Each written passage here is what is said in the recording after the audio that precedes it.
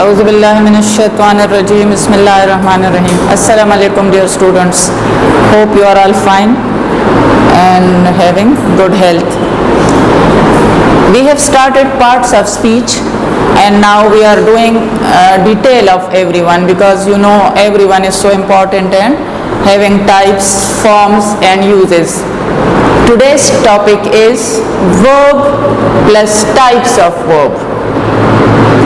Verb is the most important of all the parts of speech, because none of the sentence is possible without verb. Like if you come to verb and phrase and sentence, phrase will have more than 1, 3, 4, 5 words, but if verb is missing, that doesn't convey a complete sense. Other than that, if you see, like if you have one word, for example, if I say sit, it's a complete sentence because you got my message, you will follow, you will sit and you will stand. So today I'm going to explain verb plus types of verb. Verb, you know, it means an action. Any activity that shows, any word that show action is called verb. There are 7 types of verb. Number 1 is stative verb. It's opposite to action verb. How stative verb? Stative verb shows situation. It doesn't show any physical action, but shows situation. For example, I have a large family. Here I is subject, have is verb, and a large family is called complement. Here this sentence and the verb doesn't show any action. If you think, it just gives you information. See sentence number 2. She is nice. No action is there, no physical action is there, just tells you how is she. Mostly they are how. For example, C. Look at sentence number C. He likes games. He likes games. Likes seems like action verb, but it doesn't. It's not an action verb because it just tells you about his likes or dislikes. He likes games. Or you say, I am fine. They are nice. So all of them are called stative verb, which shows situation instead of any action. Action verb. It's clear from its name. A verb that shows action, like what the subject is doing in a sentence. For example, see, Ali kicked the ball. What did Ali do? Kicked. This is action now. Number 2 sentence, see, they are playing games. What they are doing? Playing. It shows an activity and action. This is called action verb. A third number, which is the most important, that is auxiliary or helping verb. Like they are called auxiliaries also, they are called helping verbs also. Total number of helping verbs is 27, and they are further divided into 2 types. Primary auxiliaries are primary verbs and modal auxiliaries are modal verbs. Primary auxiliaries are basically 3 main verbs: be, do and have. Then they have their forms, like be is base form, then is, am, are, they are present form, then was, were are the past form, been is the past participle or third form, and being is its ing form. Be, like for example, if a sentence is given to you and it's written, fill the blanks with the correct form of be. It means you have to choose one of these. Understand? Like for example, I dash 12 years old. What will you put in the dash? Am. I dash 11 years old last year. I was. Same goes for do, did and done. And have has also three form. Have, has, had. Has is used with singular, have plural, and had is the past form of that. These are they have two functions. Primary verbs has two functions. They sometimes are used as helping verb, like see here, are playing. Here it shows the tense of the sentence. Like when you change this are into were, it will be past continuous. Now it is present continuous. And sometimes they are used as main verb, like this, see, she is nice. Here, like stative verbs almost are primary auxiliaries. Then, like they have two functions. They are used as main verb in a sentence, like this. And like for example, I do my work regularly. Do is main verb here. Same, did, she did her work. She did her work, main verb, and she didn't do. She didn't run fast. Now it's auxiliary. See, what's the definition? A verb is auxiliary if it helps main verb in a sentence. Like this, see. Now this is auxiliary because it helps main verb in a sentence, and they determine the tense of the main verb. How? Like for example, they are playing games. This is present continuous. Ing verb is always called continuous, and is, am, are called present. So this is called present continuous. When you are going to change the tense into another tense, we need to change the auxiliaries only. If auxiliary is missing, like if it is present indefinite, then we come to change the main verb. They are playing games. They were playing games. See, the rest of the parts are the same, just auxiliary change and it change the tense of the main verb. So it has three functions. They can be used as helping verb. Number two, they are used as main verb. And number three, they determine the tense of the main verb. Let me shortly tell you, like these are used in present continuous, these are used in past continuous, in perfect tense, in passive voice continuous, do and done, do, present indefinite, did, past indefinite, done, past participle, or third form, which is used in perfect tenses. Same goes for has and have. They show possession also. They have many uses, has and have. Like when you offer something to someone, like for example, you say, have a cup of tea please, have a seat please. And these are used as helping verb with the third form of the verb, like I have completed my project. I have completed my project, so then they are called auxiliaries. So here is a condition. A verb is auxiliary if it helps main verb in a sentence. If is there, condition is there. Like here, they are not auxiliaries. These two are from primary auxiliaries, but here they are used as main verb. And in this sentence, they are playing games. Here they help the main verb, tells about the tense of the main verb, so this is auxiliary. Understood? Now second type is modal auxiliaries. Modal auxiliaries are 13 in number, like I didn't mention all. Here they are full, they are 14 in number, total are 27. They are can, could, must, shall, will. All of them take first form after them. Remember this? All modal auxiliaries take first form after them. For example, I can do, I can carry, I could carry, I must carry, I shall carry, I might carry. See, all the verbs are first. What is the function of these?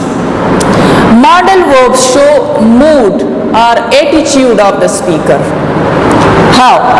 For example, if I say our team might win, mood of the speaker is what? Like here, he is 70% sure that they will win the match.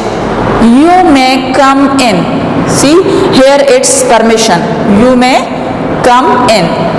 I can solve this problem. Here, can show ability to do something in present, and could is the past form of this.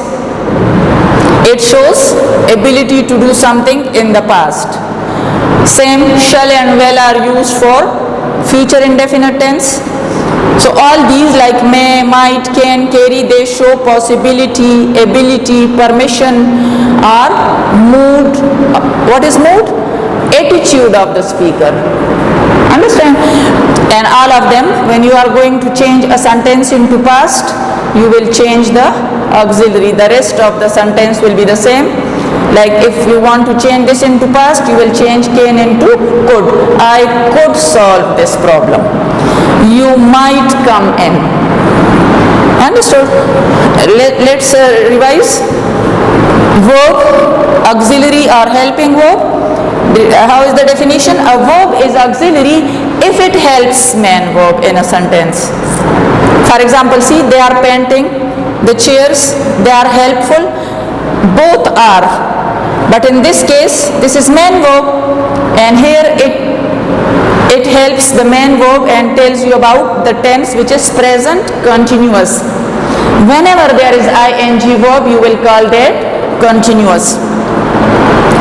Next is, and okay, there are total number of auxiliaries or helping verbs are 27.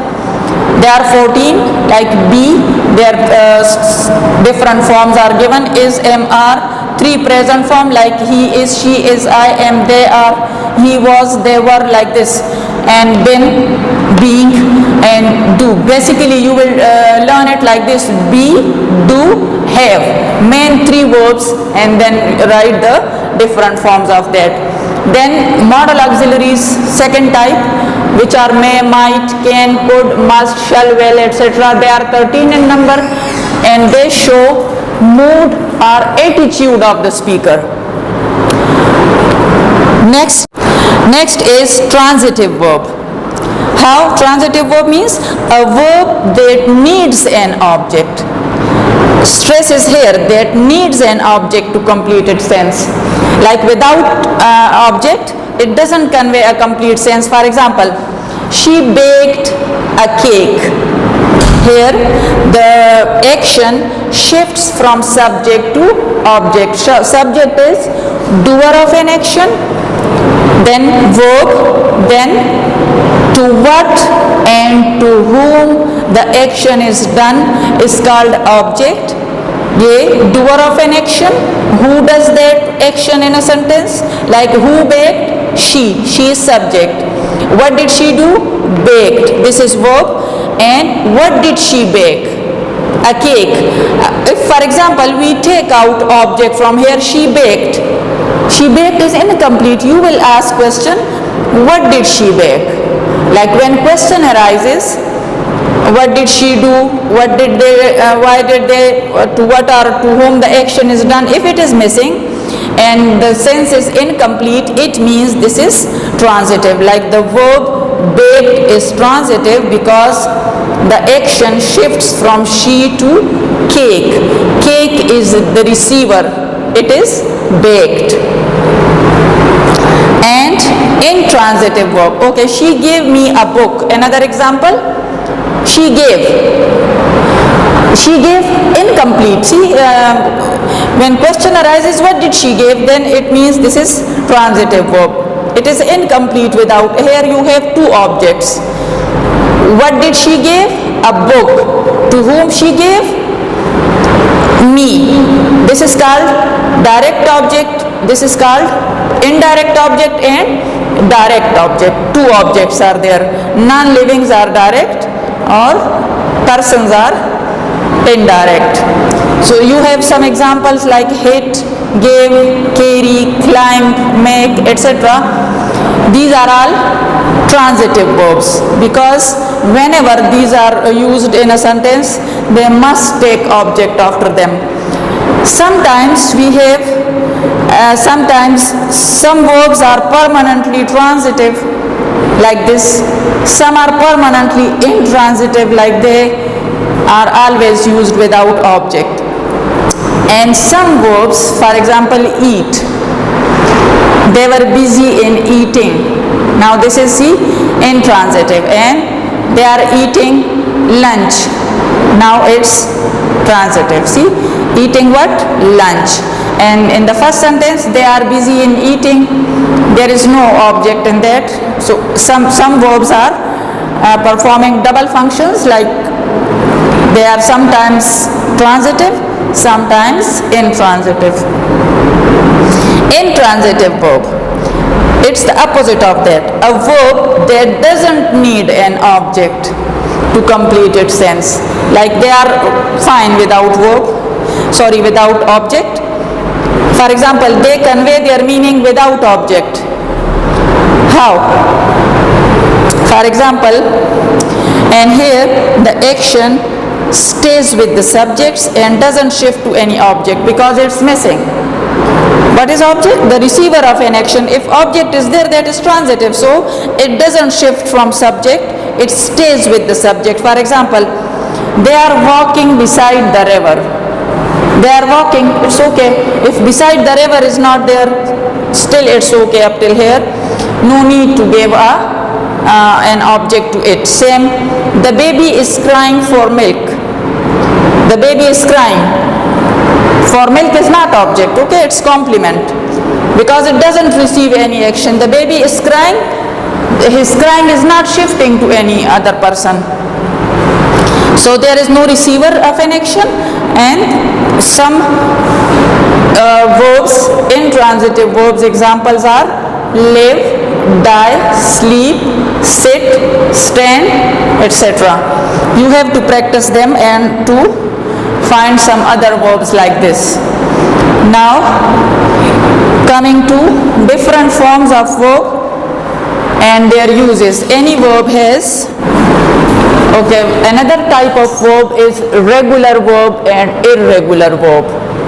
What are regular verbs? You know, forms of verb, sometimes they are made second and third or past and past participle by adding d or ed to them, and some are totally changed, like see, go, went, gone, see, saw, seen, and here it's just ed to this one. See, cooked, cook, cooked, cooked.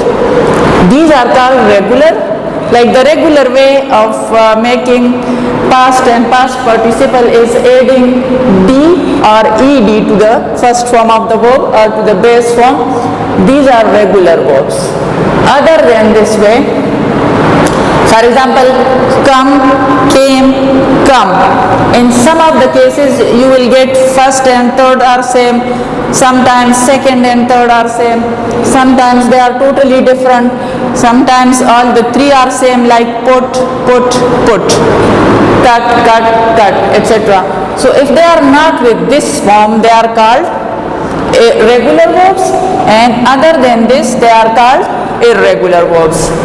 Now coming to the how many forms does a verb has and what are their different uses. Normally a verb has, like it's not must that every verb will have the same forms, because if we have three same like put, put, put, so they will get 4 or 5 forms.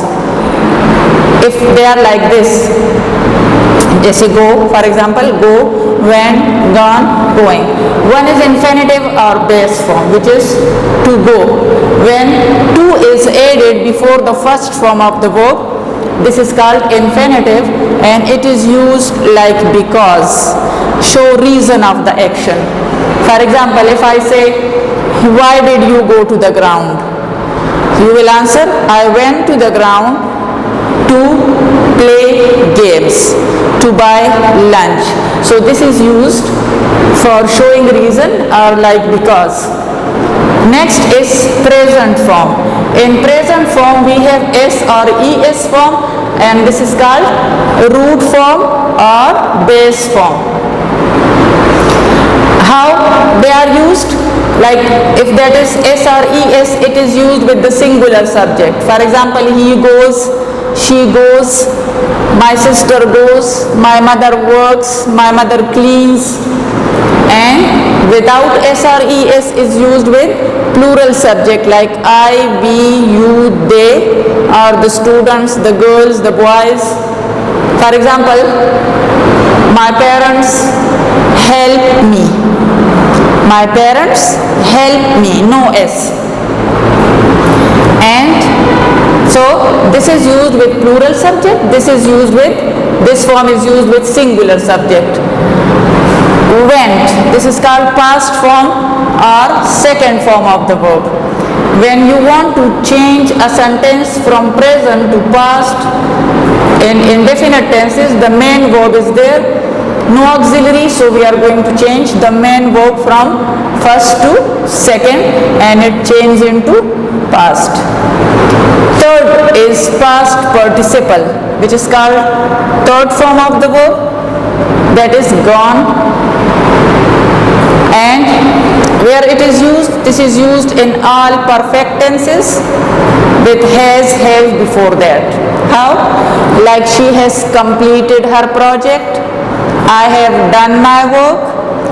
And in all passive voice sentences, we have 12 tenses, and passive voice of all of them, whether they are perfect, continuous, simple, passive voice will have third form with that. Auxiliary will change, a main verb will be the same, like you should not think of the verb in voices, that is done, which is third.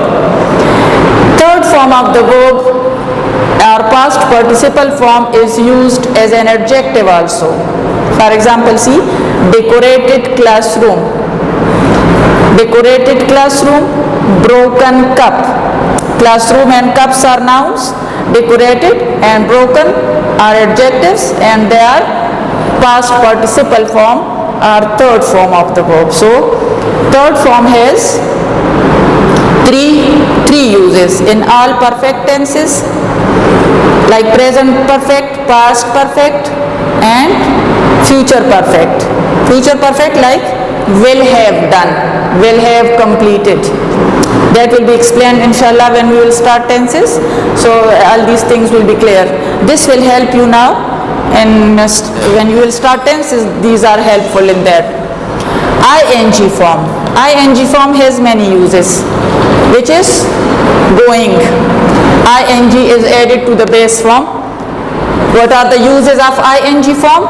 They are used in number one, in all continuous and perfect continuous. All continuous. For example, I am writing on the board, I am having a lesson. In perfect continuous, I have been teaching for 30 minutes. Perfect continuous shows action. Perfect always, the word perfect is there, so you will use has, have, and when continuous is there, that will be ing verb. So in 6 tenses, 3 simple continuous and 3 perfect continuous like present, past, future, ing verb is used. Number 2, it is used as an adjective, like third form, as an adjective also. For example, washing machine. What type of machine? Washing. Walking stick. Shopping bag. Swimming pool. So these are all what?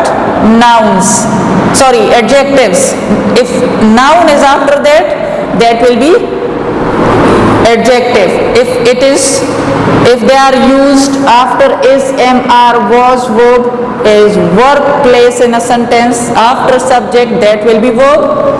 And number 3 uses, it is used like ing form of verb is used as a noun. For example, she likes shopping. What she likes? Shopping. It's object of the sentence. In the previous lessons I told you that I have explained that ing form of verb is used as a noun. This is called verbal noun. So it must be either at object place or at subject place, because it is noun and it will have these two positions, as object of the sentence, as subject. See, swimming keeps us fit. Subject, verb, object. What keeps us? Swimming. What swimming does? Keeps. Whom it keeps fit? Us. So these are the four uses of ing form of verb. Let's revise. We have different form of verb. Verb has, it's a very lengthy topic. We discussed different types like stative, action, regular, irregular, transitive, intransitive. Now these are the different forms and their uses. This is infinitive form.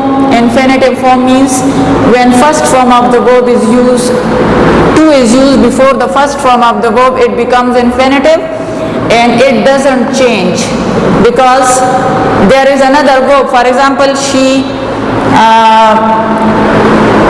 goes to the ground to buy lunch. How will you change this into past? She went to the ground to buy lunch. To buy, to cook, to go, these infinitive form will remain the same. Then we have present form, which is in two forms, without s and s form, and they are used in present indefinite and future indefinite tense. This one, for example, future indefinite, not this one. This form is used with he, with I, we, you, they, or any other plural. For example, the students go to school in the morning and she goes to school in the morning. My mother cooks rice. My mother is singular, cooks rice. And in future indefinite, like I'll go for shopping. I'll go for shopping. My mother will cook rice. Then we have past form, which is called second form also, went. It has only one use, and that is in past indefinite tense. Soon after subject we use second form of the verb. Like he went to school, she washed the dishes. Third form is called past participle, or past participle is called third form also, which is gone in this form or in this form. What is the use? Third form of the verb is used in all perfect tenses. All perfect tenses like present perfect, past perfect, future perfect. Like for example, I have completed my project, I had completed my project, I will have completed my project. We'll add time phrase after that. In all passive voice sentences, when you will do passive voice sentences, you will be clear that whatever the tense and type of the sentence, the verb is just third form of the verb. No, nothing. We change, if the tense of the sentence change, we change auxiliary, but verbs remain the same. Another use of this third form or past participle is, it is used as an adjective. For example, decorated class, broken cup. Now this is third form of the verb, and here it is used. What type of cup? Broken. What type of classroom? Decorated. Next is ing form, which is going or being. If you see, it is used in all continuous and perfect continuous tenses. Secondly, it is used as an adjective like this: washing machine, walking stick, and as a noun like she likes shopping or swimming keeps us fit. We are doing parts of speech. The fourth part of speech is adjective. This is also the most important and lengthy. Definition, types, uses, comparisons, and at the end I'll give you common errors done by the students. They are important and you should remember them. Okay, you know, adjectives are describing words. They modify verbs, they modify noun or pronoun. they give information about noun or pronoun. You can use any word, like these are describing means they explain noun to you. How is noun? How is pronoun? Then different questions arises. How much, how many, which, whose, all of them gives you information in some way or the other about noun or pronoun, and then they are divided into different categories. Like for example, if they tell you generally about how are nouns or pronouns. For example, how is your classroom? It's well ventilated, it's airy, well decorated. This is how. For example, if it is how many, it means you are asking about the number. You are interested to know about the number of noun or pronoun, like how many students are there in your class. There are 36 students, so you got information about the number of noun. So let's start. First comes like types of adjectives are many. You can see they are almost 10, 11. Number one is absolute adjective. Absolute, see, it's clear from its name. What are absolute adjectives? Those adjectives, they don't have comparisons in them. Like we say tall, taller, tallest, good, better, best. Such type of comparisons are not possible in adjectives. Why? Because they have already achieved their extreme levels.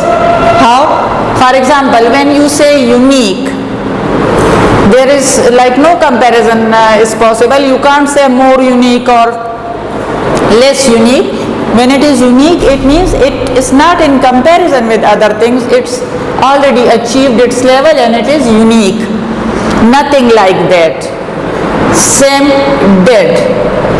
If one is breathing, it's alive, and if not breathing stops, that is dead. So less dead and more dead is not there. Dead is dead and no comparison is possible. If we say empty, even if 2-3 drops or few are there, we can't say that empty. If nothing is there, that is called empty. So less empty or half empty or full empty. Perfect. Perfect is like unique. Allah is perfect. No one, nothing in the world is perfect. So this is absolute adjective. And same round. If you disturb a round shape, a minor fraction disturbance is there, that becomes something else. That becomes oval or another shape. A round is a round, and if it is a little less round is then oval or whatever, another shape. So these are those adjectives where comparisons are not possible. Understand? And a few examples are given to you. Number 2 is proper adjective. Proper adjective, it's clear from its name. Why they are called proper adjectives? Because they come from proper nouns. For example, America is proper noun, name of the country. American is adjective. American what? Like American law, American government, American dresses, for example. Culture. Pakistan. Pakistan is proper noun. Pakistani is proper adjective, and nouns after them because, for example, Pakistani land, culture, dresses, food. Same goes for India. Indian. India is proper noun. Indian. Noun after that is Indian dresses, Indian law, etc. Number 3 is adjective of quality. When you answer the question how, when you ask question about noun or pronoun how, like when we ask each other how are you, and you get I am fine. Fine is adjective because you got this, and then that tells you about I. Same, for example, red dress tells you the color. Dirty, I have mentioned negative word because they are not only giving good information about noun or pronoun, any type of information, whether positive or negative. Bright, for example, bright light. So these are simple adjectives or adjective of quality. Number 4 is adjective of quantity, which you get when you answer the question how much.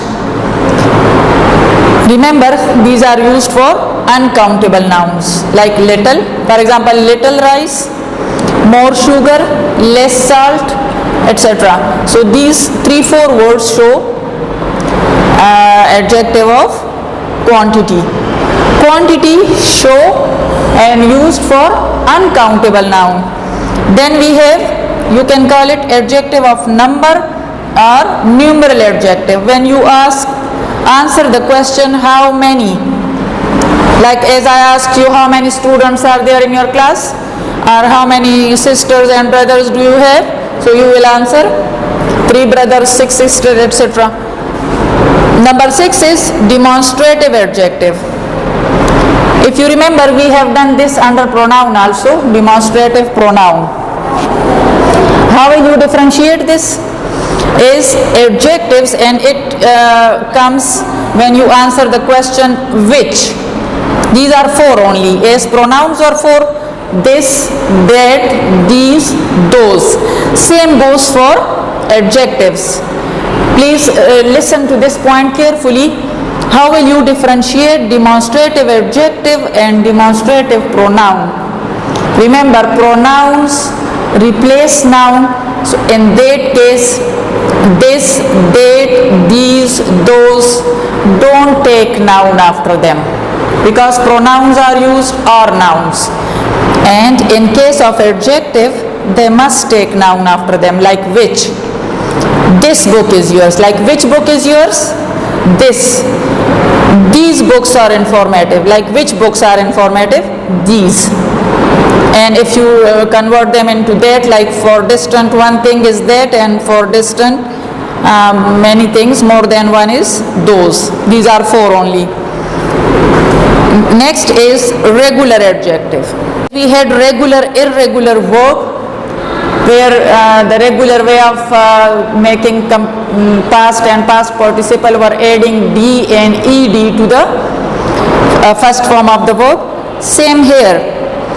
Regular adjectives are made by adding er and est to the adjectives. For example, tall, taller, tallest. Adjective, comparative degree, superlative degree.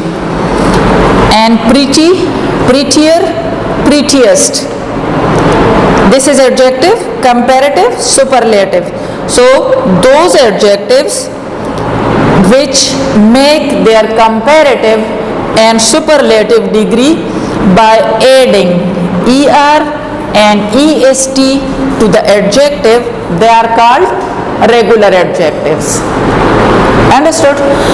And where these are used, for example, type only noun or pronoun when no comparison is required. For example, how is she? She is pretty. She is a pretty girl. It's a beautiful picture. And prettier when 2 nouns or pronouns are in comparison. How? For example, these flowers are prettier than those. Now 2 types of flowers you are going to compare, which are prettier. These are prettier than those. Or for example, this room is bigger than that. 2 rooms are in comparison. And prettiest means superlative degree. Okay, this one takes then after that, THAN, not EN. EN is a verb of time. Prettier than, and it takes superlative degree, takes the before it. For example, she is the prettiest girl in the class. She is the most intelligent girl in the class. And what are irregular adjectives? Irregular adjectives are those adjectives which don't follow the rule of er and est, but they are made in some other way. See, like good, it's not good or goodest, it's better, best. Same, bad, according to this it should be better and baddest, but it's worse and worst. If not following the rule of er and est, They are irregular adjectives, and use is the same. For example, if someone scores, for example, she is a good student, no comparison is there. She is a good student. She scored better than her friend. She scored better. Now she is in comparison with her friend. For example, one scored 8 by 10 and second 9 by 10. So 9 by 10 is better than. Best, if comparison is more than 2, in more than 2 nouns and pronouns. For example, she is the best girl in the class. And her marks were the best, means she scored 10 by 10 in the test. Understood?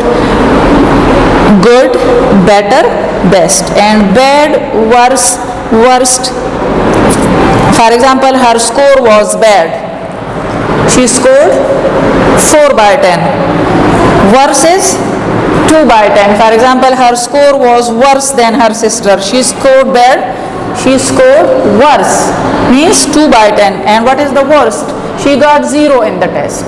Her score was the worst. The 9th point of adjective, these are ing adjective and ed adjectives, like decorated class or broken cup.